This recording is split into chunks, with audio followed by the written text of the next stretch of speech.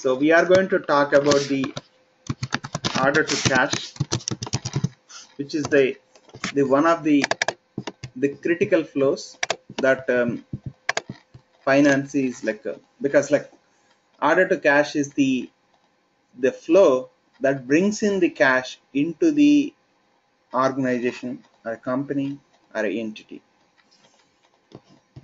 So which means like for an entity, the cash is one of the important aspect. So that's what this particular process brings in. Whereas if we see yesterday's process, that's procure to pay, that's where like we buy material for the organization and then the cash goes out of the organization. So when we like, if we want to spend money, so that means like we want to buy items or the material for the organization, or to make or to buy, like if we are an entity that we trade in specific products, we buy the final product. Whereas if we manufacture a specific item, we take the input, that is basically the raw material, into the organization. So the purchasing depends on the, do we buy final product or do we buy raw material? It's based on that. And if we buy raw material or a final product or a finished product, it purely depends on the orders that you have received. The orders comes because unless you tell to the external world that you make or that you sell a specific product and you make a very good packing out of that, you will not, nobody is going to come and buy from you. So the order to cash process, you guys can be able to tell me where it starts. Pretty much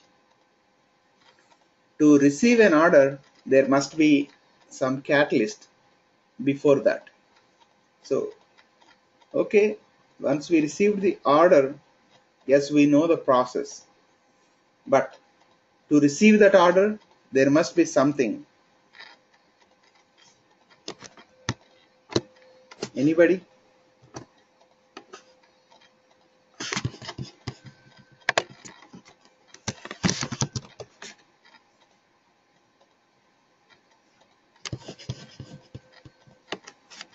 Okay, I'll give the hint of it.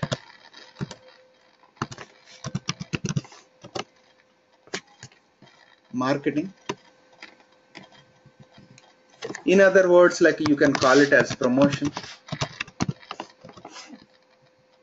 Promotion need not necessarily be that we talk about like offers or something. The promotion is like to promote a product. So that is what is important for any product. That's what you see on a TV. You see a lot of products, and if you are a regular watcher of TV, and you see even a soap, that advertisement comes within the day for more than 1,000 times. So that means they are all doing the marketing or the promotion. Interchangeably used these terms, but pretty much that is what it is. So based on the marketing and or the promotion, so you receive the, it is again a requirement from the customer. So it's again, you wanted to buy a soap, you go to a specific organization or like a specific shop and you buy for, based on the perception that you have received when you watch the TV ad, that you buy that particular product. So the requirement has made you, directed you to create. In the similar fashion, even for the entities, they based on their like perceived value and the perceived intrinsic benefit from that particular product or buying from a specific organization, they create the order. So again, like it's a similar process what we talked yesterday. Again, they come with a quote. It's like we are among those 100 suppliers for the customer. So again, like if we see ourselves, we are going to be the supplier for the customer. A similar fashion, they also like make sure that they select us and they start buying the product from us. After all the prerequisite process that is completed, and they send us the sales order. I'll call it as order, but let me put it as a sales order. So for us, why to distinctly differentiate between order and sales order? Like, because there is another order called purchase order. So don't get confused between these. When we purchase, we create a purchase order. When we sell, it is called sales order. So in the order to cash process flow, so based on the marketing that we have done, and we receive the, and in fact, like there is a small piece here. In fact, like he, in the sense, the customer, for him, we are a supplier. So he would send us a purchase order. For him, it was a purchase order. So based on the purchase order, we create the sales order. Understand that, don't confuse yourself again. Like he also talked about procure to pay purchase order, and he again here also he is talking about this is a customer purchase order. This is not our purchase order that we are talking about. When a customer wanted to buy a product, customer sends us the requested product in his terms, which is nothing but the purchase order. And based on the purchase order, we create the sales order, either manually or systematically. There are various ways that we can create the sales order.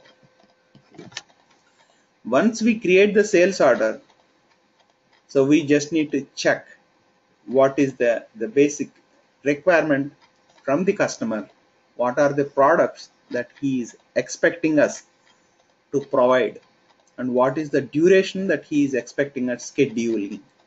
So all this aspect we consider.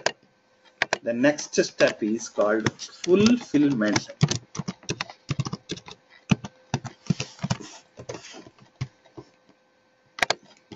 Let me increase the size of this one, and you guys can be able to see my screen.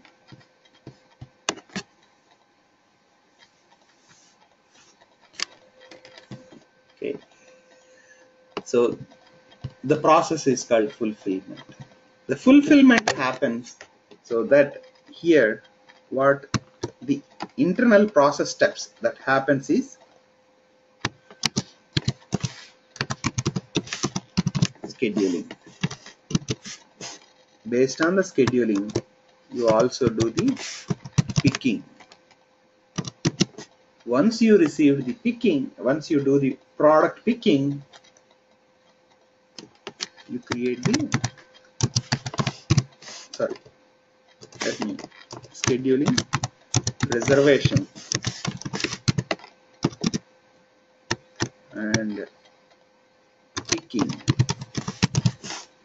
This is how it happens in the sequence of order. This is what we call it as fulfillment in a simple term. But if we go into detailed terms, that's what it happens. You do the scheduling, and you do the reservation, and you do the picking up that particular item that the customer requested in the sales order. Okay. Any questions at this point in time?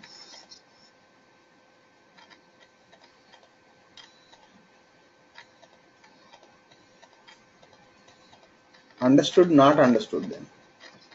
Okay, I will take it as you understood that. So once it is picked, That means it is picked. Okay, I see somebody was unmuted. So, what was the question? No, I was just trying to say that I'm okay with what you so far so good. Okay, excellent, excellent. So, okay, then it's these are all happening inside the warehouse.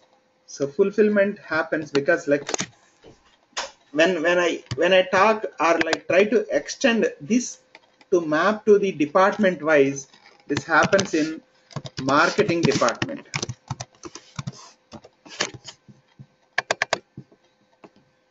and this is happens in the sales department.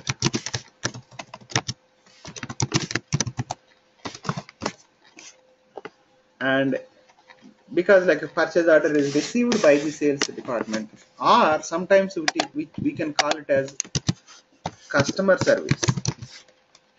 Nowadays like teams are like a lot of organizations are calling it as, instead of calling it as a sales department, they are calling it as a customer service department, because they directly interact with the customer, so they are rendering the services to the customer. And again, the sales order is created by the same team. But here when it comes to the fulfillment, there are two departments that are involved in this process. One, sales or the customer service department, and also the warehouse. We can call it as operations. Some companies call it as operations department, some companies call it as warehouse. It's based on the organization that they do that. But for our understanding, we can consider it as a warehouse team or the operations team, that it is going to do the picking part. But scheduling and reservation would be done by the customer service, because they know that when to schedule, what to schedule, and when it is expected to complete that particular process. So this is what happens. And once the item is picked based on the schedule, and then what they do is like they start doing the shipping. The shipping process consists of so many aspects. So this is where, once, see, until like picking, still the item is with our organization, so no financial impact that took place until this point in time. We only spent time, though it is a financial impact, it is still fine, because that is what we expect to spend as a, like the minimum expectation from the teams is to serve the customers. So when the shipping happens, the customer item is going to be, the item that was picked is going to get shipped to the customer.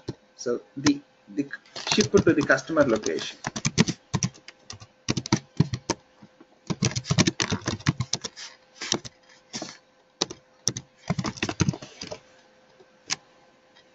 So once the shipping happens, what do we expect?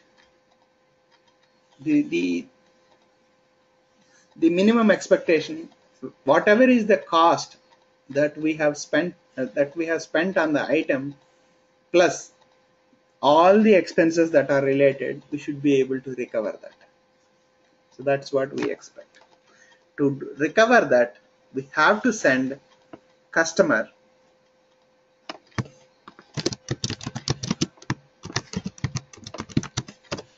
a sales invoice. The sales invoice is what is important once we do the shipping of the product. So customer pays that sales invoice based on the schedule that we have given or the terms that we have provided or talked with him, then he will pay. Maybe we can say it is like 60 days, 30 days, 90 days, or if you pay within 90 days, we can give you 1% discount. So whatever these like the terms that we have agreed with the customer, he'll pay the he'll make the payment, which we call it as receipt. I see um, somebody joined and like it is can you please mute yourself?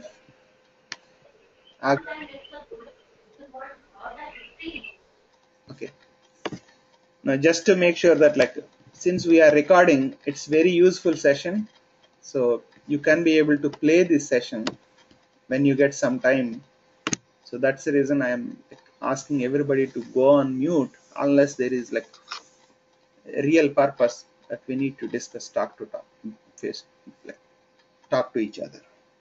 And make sure when you are unmuting yourself, there is no background noise. Otherwise, it could be like troublesome when you are listening to the same recording. Okay, so this is the entire process of cash.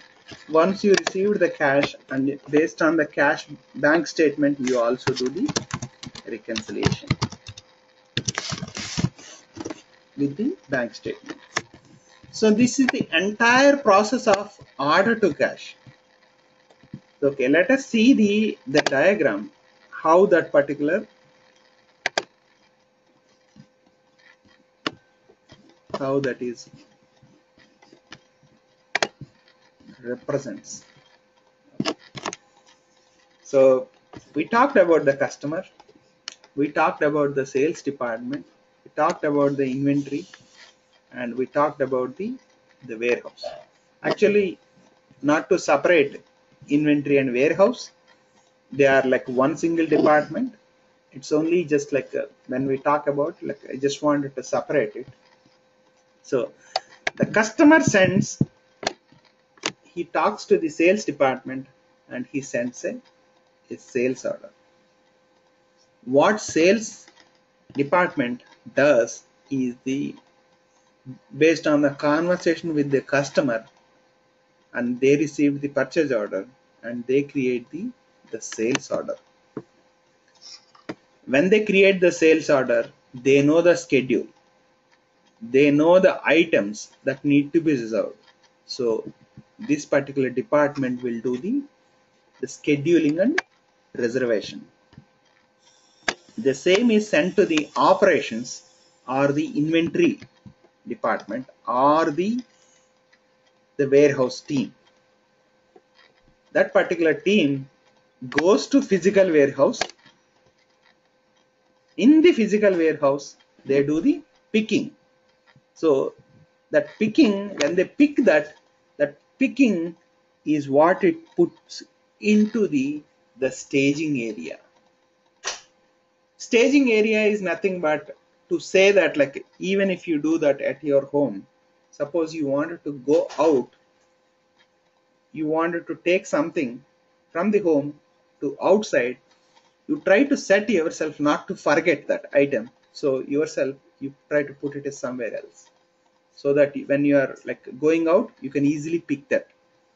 The similar way, the similar concept pretty much, when an item is tried to ship to the customer, they also do the stage that particular item, so that they also put that who is the customer, they try to label it. If there is a packing required, they do that particular packing.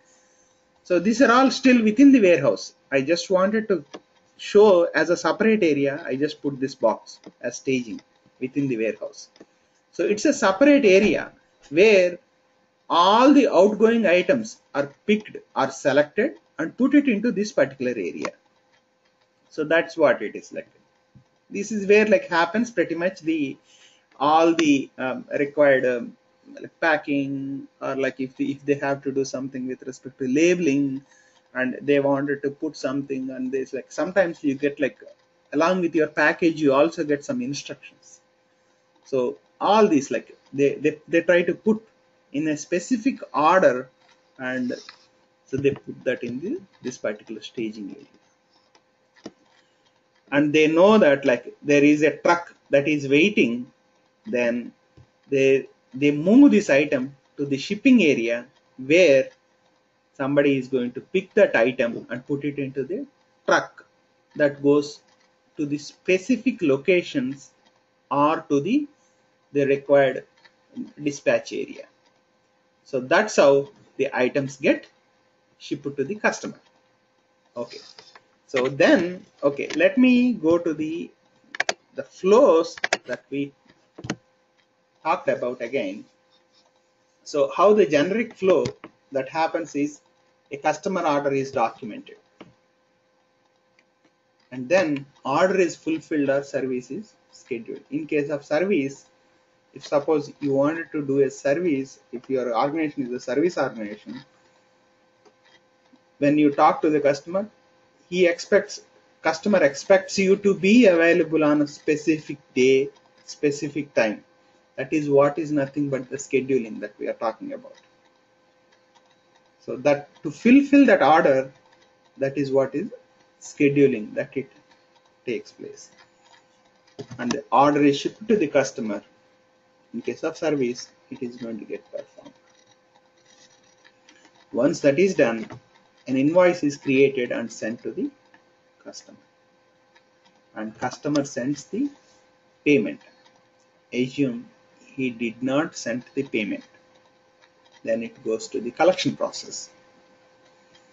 Collection process is nothing but a team of people who are going to call the customer, that they tell or they remind the customer, you have to pay us a specific amount, you have not paid us, and it is supposed to be paid so and so date, you are past due, and when we are expecting the payment. And if these sweet terms doesn't agree, then sometimes it goes through the legal process as well. Based on the process or whatever it is, the collection team will take the actions on those invoices that were rendered to the customer. And then again, sometimes if they are successful in the collection process, then they record the payment, and that's how it goes to the general ledger. Okay, this is a generic flow. How Oracle takes this generic flow into the specific top, like step by step, is customer purchase order is received. If you are creating an electronic sales order, the electronic purchase order is received, and based on that, it automatically goes through specific interfaces that we call it as like anything that APIs. If you heard those terms, it is fine. Otherwise, like I will tell you at a later point in time when I show the system to you. So based on the purchase order, if it is physically received, it will be entered. If it is electronically received, it will be automatically flows through, and it will create a sales order based on the customer purchase order. I put it as a short to make it as PO. That is nothing but the purchase order. And then perform the scheduling. Then do the picking the material.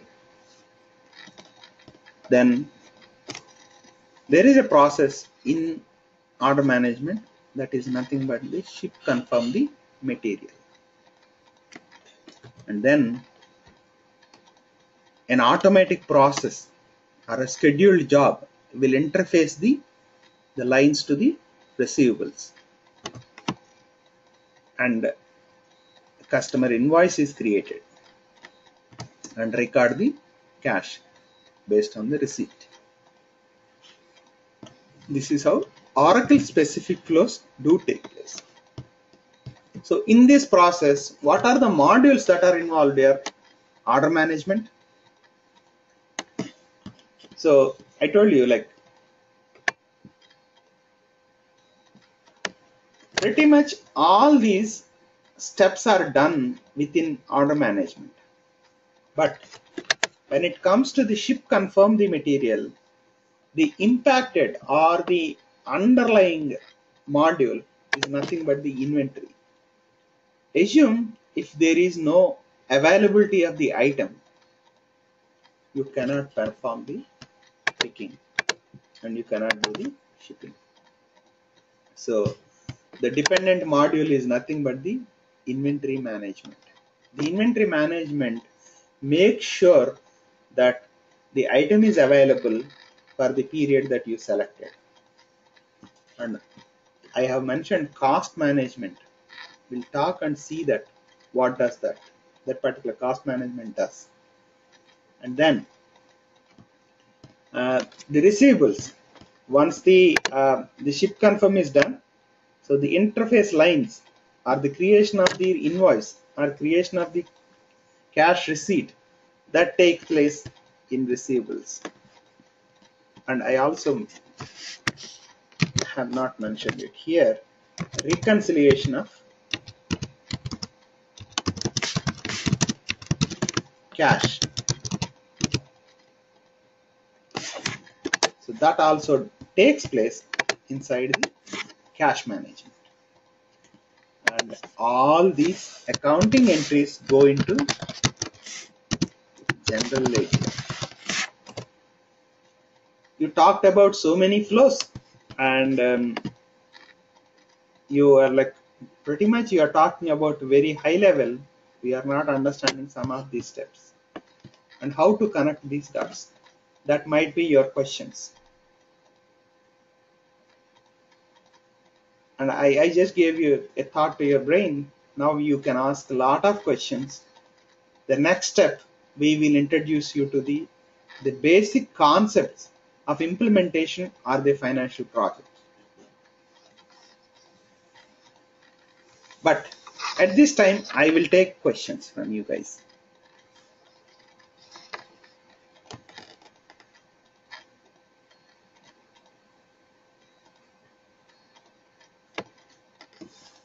Okay, anybody questions?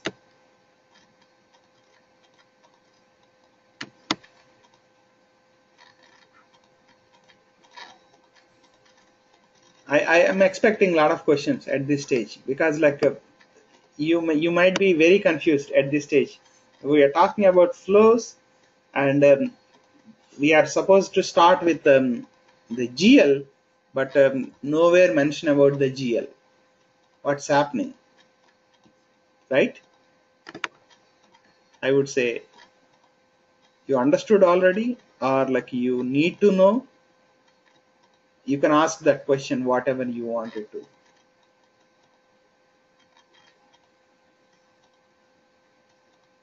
Please don't be shy. Any question is not a like I'll take any kind of question, and don't worry about it. Like if you feel like something that you need to be, you can still chat, and then like you can ask that question in the chat window that we can take it. And don't think that like if you have some questions in your mind, don't keep it to yourself. Absolutely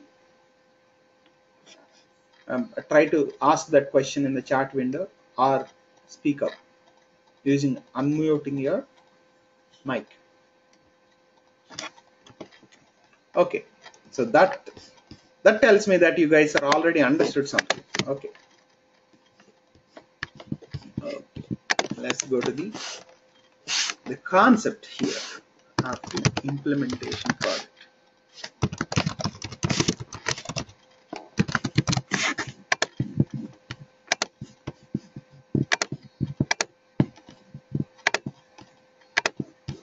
Okay, at this time I want to introduce to you for specific concepts. Okay, now we talked about so many flows, so many things, but ultimately to make system ready or to implement, we need to have a capability to record a transaction. So we need to make the system ready to do the ability to do the recording of the transaction. So if you want to record a transaction, what are the basic elements that are required?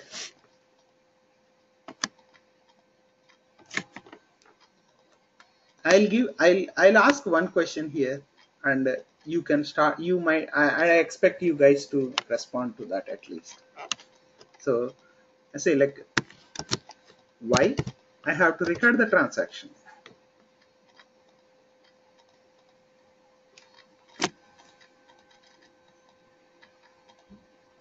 So now you guys ask the question. Then we can slowly answer ourselves, like how best we can be able to answer those questions will give the path for the implementation.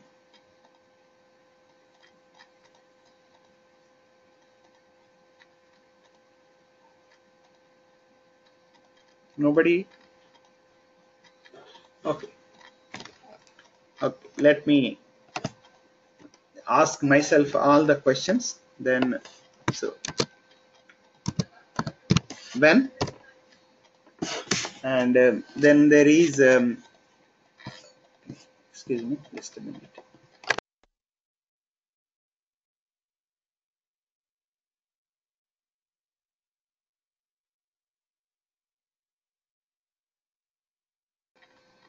Okay.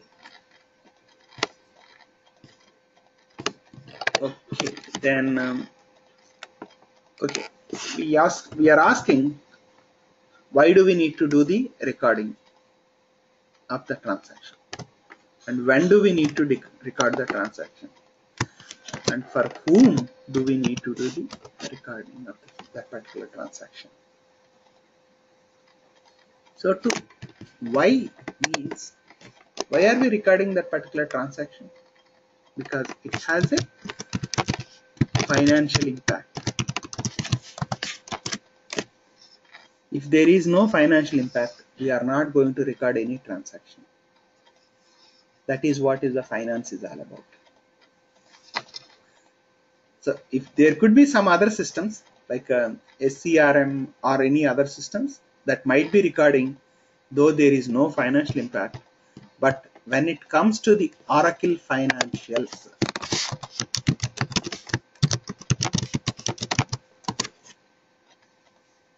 we would not record the transaction without any kind of financial impact. So that is basically that. And when do we record? So when do we record? As and when that particular transaction takes place.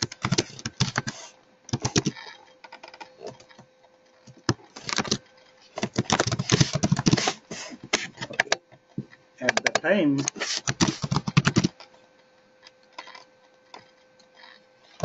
the transaction takes place.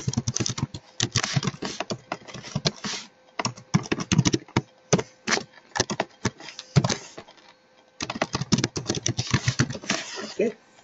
And whom do we record? We record for an organization.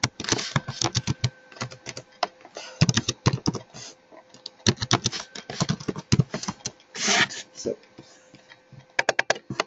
when you are recording, so what is the if you wanted to create a journal entry, and if you guys are understanding the core accounting concepts,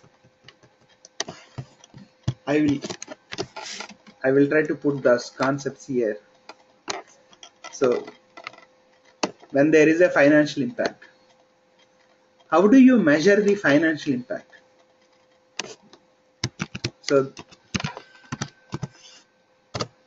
you measure in the finance, in the money. Money means also there is, when money means, like, is it US dollar or Indian rupees or Singapore dollar or dirham or like some other currencies that we are like, but anything that need to be, so there should be a concept called currency. So to do a transaction, what is the financial impact? So that need to be a currency. So to record a specific transaction, it has to be measured in money or the currency.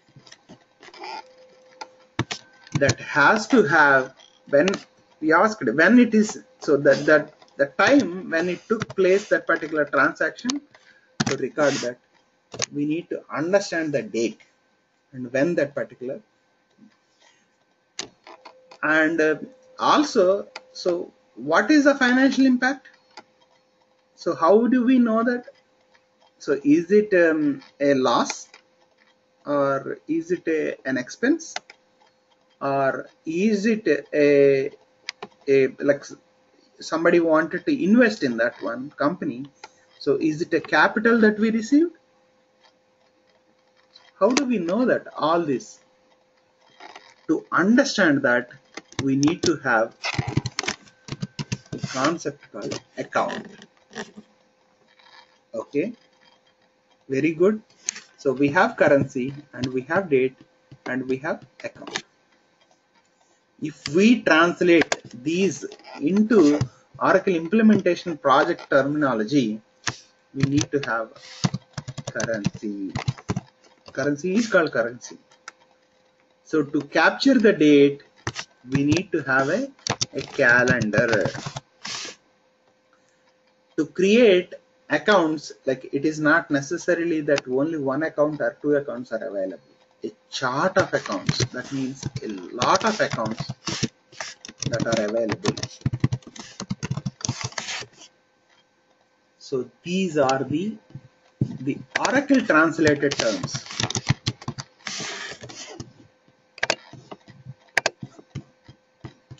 So we need to have currency, we need to have a calendar, and we need to have a chart of account. Okay, now we have currency, calendar, chart of account. Do we know how to record in the specific order when to take place? There may be across the globe, there may be so many aspects that are controlling. If you have a revenue, you need to record based on a specific principle, that IFRS, to be, when you wanted to record report, IFRS tells you in a specific way, and GAAP tells you in a specific way, and there is other possibility is like if you are doing a business in a country like China, that China has a specific GAAP, so Chinese GAAP, and if you are doing business inside India, there is possibility that like India has a gap as well. So like don't get confused yourself. All these, like these are all how to record your transactions, and in which order, which way you need to do the recording of the transactions. That sometimes you don't even know, but customer tells you, but I want to see that particularly, suppose like I want to see the impact, the revenue and the cost of goods sold should hit a specific account. Or they say that like they wanted to capture at the division level. That could be based on the statutory requirement, or that could be based on your country specific requirements, or that could be a management requirement, or it can be a reporting requirement. Whatever be the way, to do the recording or to do the transaction recording in a specific way, we need to have a concept called method. Okay, I will call it as accounting method. and I'll also want to put a little bit more prefix there. It is called subledger accounting method. So why subledger? Does ledger does not understand the accounting method? Yes, Niti. You have any question?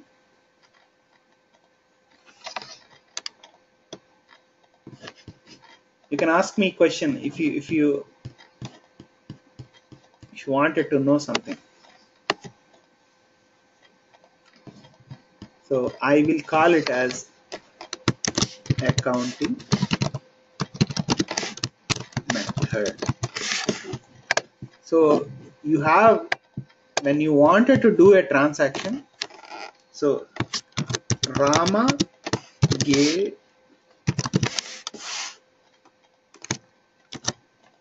$100 or sorry $100 to Krishna. I'll take. Okay, instead of like too many this thing, I'll put Albert.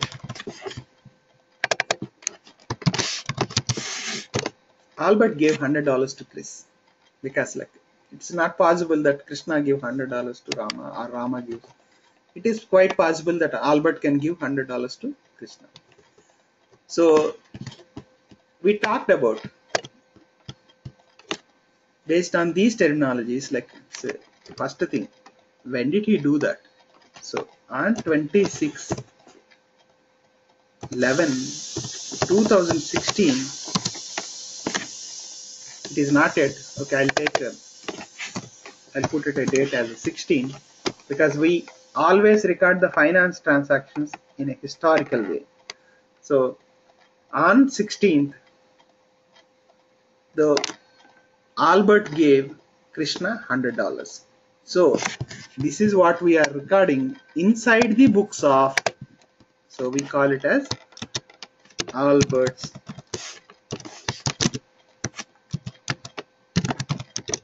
general ledger. In Albert's general ledger on 16/11/2016, so there should be some kind of a chart of account for Albert's ledger. So what is the account that he has to maintain?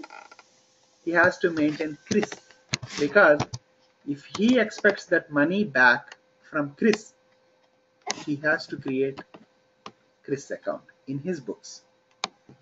So he created a Chris as an account in his books, and then how much he gave?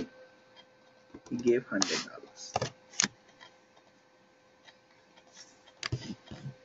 If I record this particular transaction in this way, this makes sense, but can I be able to say that I have done a right recording in the books?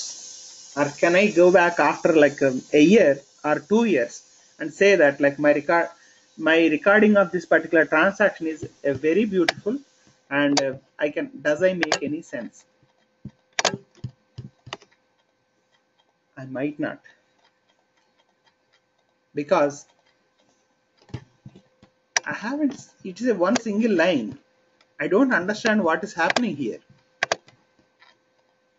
So I have to specify that this particular same transaction in a specific method, in an accounting method aspect.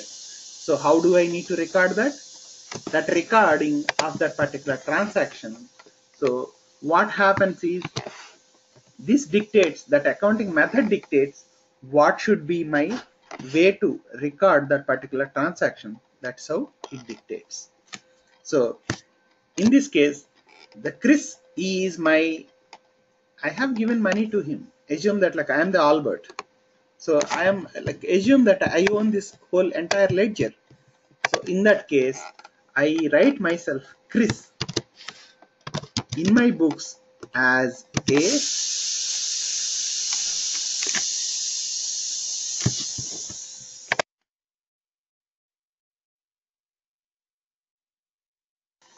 sorry, too much background, sorry about that. And Chris myself as my customer. So the customer is nothing but the in my books. So I have to receive money back from him. So that means basically I gave money to him means I paid him. Sorry, he's my like vendor. Sorry about that. So when he gives me money back, then I'll record him. So I created a vendor account for Chris, and so when did I give that? And my other impact is that is going to be cash or bank. So I made the payment to Chris means like I made on 16th the Chris vendor I paid. So the cash went out. That means cash has gone out. So that is what his method is going to dictate me. So the cash has to reduce in my books. So that's what I take that accounting method accordingly, and I record this particular transaction.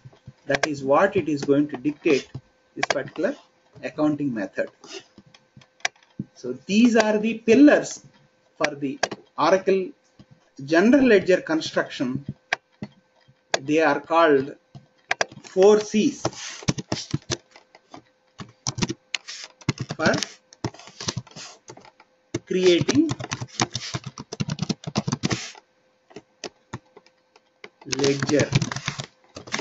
So 4 C's are nothing but currency,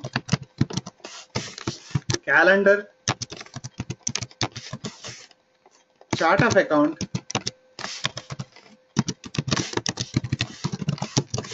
and then accounting method is also called convention.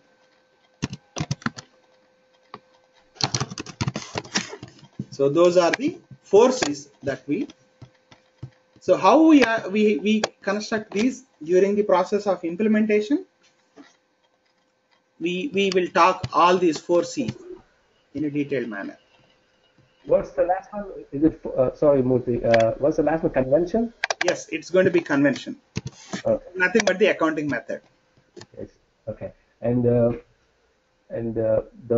above transaction that you showed Chris as the vendor and Yeah. going out as a cash. What is the convention for that transaction? So in this convention, the Chris is like basically I have to receive money from him. So the cash went out. So cash is like if you remember your accounting principles are the basics, cash is a real account. So cash goes out means, so in this case we are debiting the receiver with the money that we sent him. Okay. Yeah. And then credit the item that went out, that is nothing but the. So this particular convention is going to dictate these.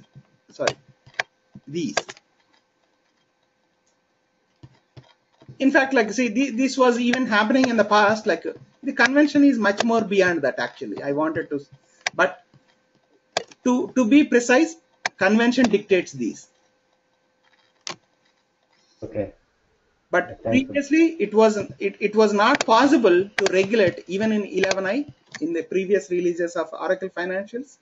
There was accounting method, but you were unable to control that accounting method the way you wanted because it was already inbuilt within the system. Instead, it is you cannot be able to control that in that method way you expected. So that's the only difference.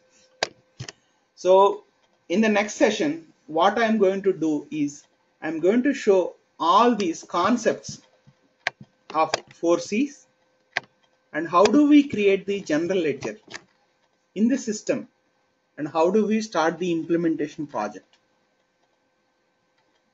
So that is what I'm going to start in from the next session onwards. So that will give you the right kind of understanding, whatever the flows that we talked about. Sometimes it might not make sense, but if you understand this thoroughly, then when we do the transactions and why it is flowing in this specific order, we can easily link that the flow of the transactions. Did I make sense? You guys have any questions at this point in time? No, I'm good. Okay, excellent, excellent. Okay, what is like I'll call this at this point in time I wind up the session, and I'm going to share this particular recording with you guys. And one more note, if you guys like since like next session onwards we are going to show the system. If you guys haven't paid yet, just make sure that like you reply back to the email that you have received for the sessions, and we will give you the system access so that you can start practicing, and we will give you concept of implementation project, so that way we know what we are talking with respect to all these flows and how to start the implementation project. We can be able to take it further.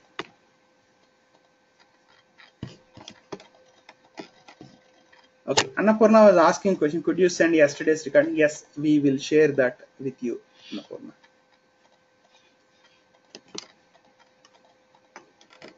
Okay, any more questions? Can you drop an email, Annapurna?